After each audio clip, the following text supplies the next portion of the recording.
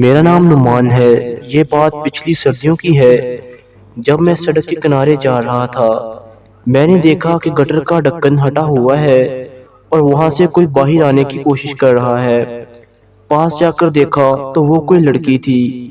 میں نے اسے ہاتھ پکڑ کر باہر نکالا اور اس سے پوچھا وہ ادھر کیا کر رہی ہے، تو وہ زور زور سے ہنسنے لگی اور کہنے لگی میں پاگل نہیں ہوں۔ میں سمجھ گیا کہ یہ پاگل ہے۔ وہ اچھی خاصی جوان اور خوبصورت لڑکی تھی۔ میں نے اس سے پوچھا تمہارا گھر کہاں ہے، تو وہ بولی میرا گھر کہاں ہے، اور دوسری طرف پڑا ایک چھوٹا سا رس کا ٹکڑا اٹھا کر کھانے لگی۔ وہ مجھے بہت معصوم لگ رہی تھی۔ میں نے اسے اس دن کھانا لے دیا۔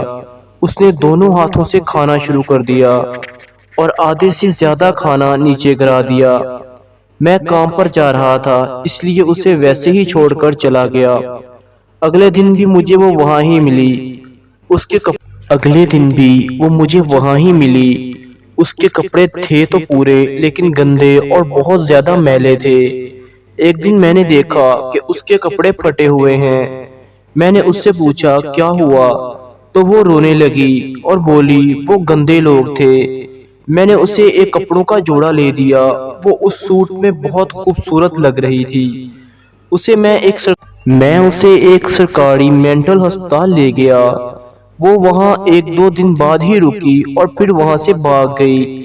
مجھے ہسپتال والوں نے کال کر کے بتایا، کیونکہ میں نے اپنا نمبر وہاں دے کر آیا تھا۔ میں اسے دیکھنے کے لیے وہاں گیا تو وہ مجھے نظر نہ آئی۔ میں نے اسے ڈھونڈنا شروع کر دیا تاکہ اسے ہسپتال واپس چھوڑ آؤں۔ میں چاہتا تھا کہ وہ ٹھیک ہو جائے۔ خیر، اسے ڈھونڈتے ڈھونڈتے میں ایک وراندے میں پہنچا تو وہاں سے ہلکی ہلکی رونے کی آواز آ رہی تھی۔ میں نے ادھر دیکھنا شروع کر دیا۔ میری نظر جھاڑیوں کے پیچھے پڑی، جہاں پر دو لڑکے اسے پکڑ کر اس کے ساتھ زبردستی کرنے کی کوشش کر رہے تھے اور وہ رو رہی تھی۔ ہمارے معاشرے کا حال اتنا خراب ہو چکا ہے اور ہمارے بچے ہماری تہذیب بھول چکے ہیں۔ وہ دونوں 15-16 سال کے ہوں گے۔